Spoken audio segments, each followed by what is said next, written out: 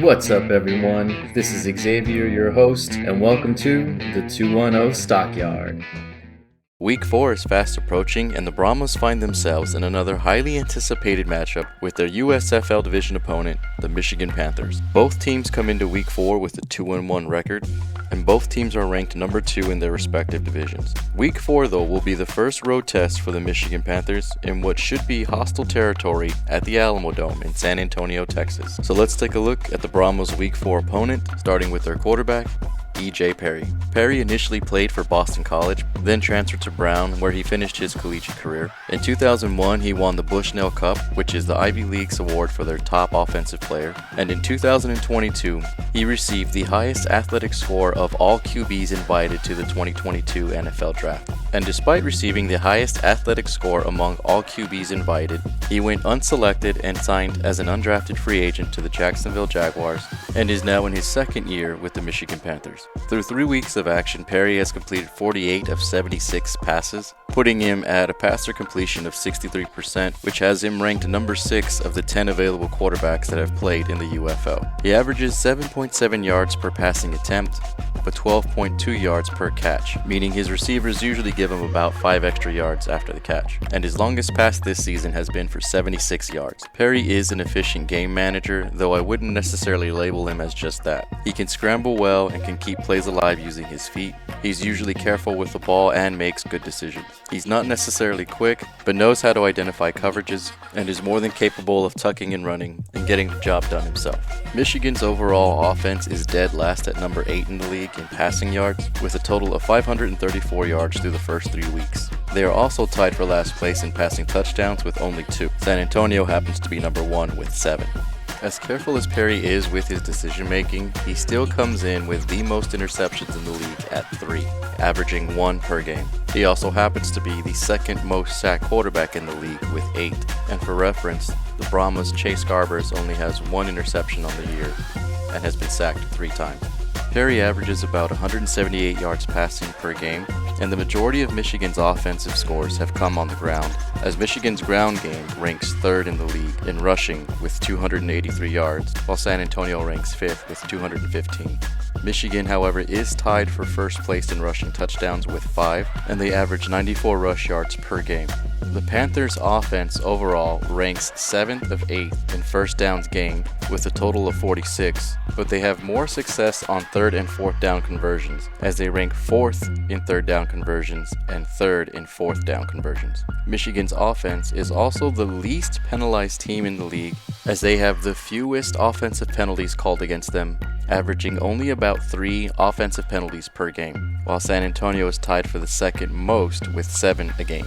In terms of scoring, Michigan is ranked 5th, totaling 65 points after 3 weeks, while the Brahmas sit at 3rd with 71. Michigan also has the obvious kicking advantage, as their kicker, Jake Bates, currently holds the season field goal record, having made a 64-yard field goal, while the Brahmas are still feeling out their new kicker, Ryan Santoso. As far as offensive weapons go, the Panthers have 2 of their rushers listed in the UFL's top 10. Wes Hill comes in at number 4, and quarterback E.J. Perry comes in at number 6, while the Brahmas running back, Anthony McFarland, comes in ranked at number 8. Wes Hill averages 3.6 yards per run, and his longest has been 24 yards. He has no rushing touchdowns on the season. The team's second leading rusher, E.J. Perry, averages 5.4 yards a run. His longest was 12 yards, but does have 4 rushing touchdowns. San Antonio's second leading rusher, John Lovett, comes in ranked at number 15.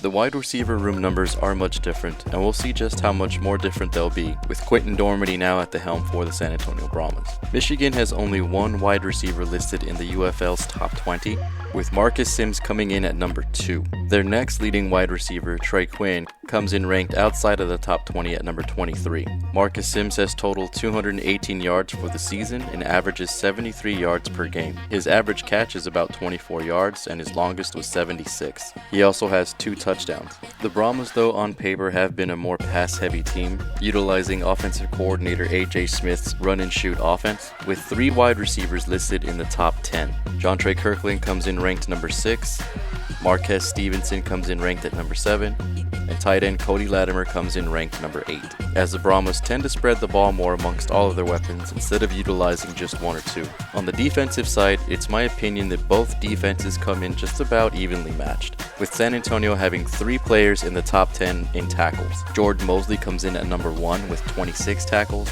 Jordan Williams comes in ranked number 2 with 24 tackles, and Tavante Beckett comes in ranked number 7 with 21 total tackles. Memphis, on the other hand, has the number 5 and 6 ranked tacklers in Kai Nakua and Frank Aginda.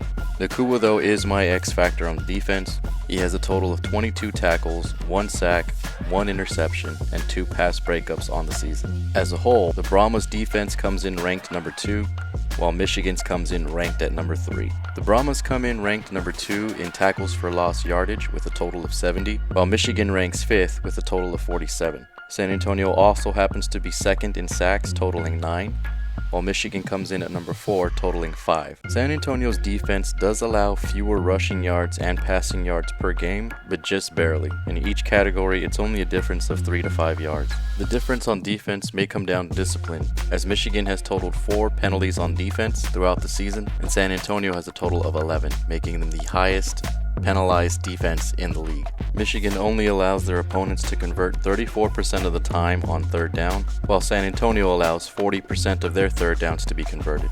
In scoring, San Antonio averages about 24 points a game, while Michigan averages 22. The obvious question here, though, is will the Brahmas' second-string quarterback Quentin Dormady step up to the plate?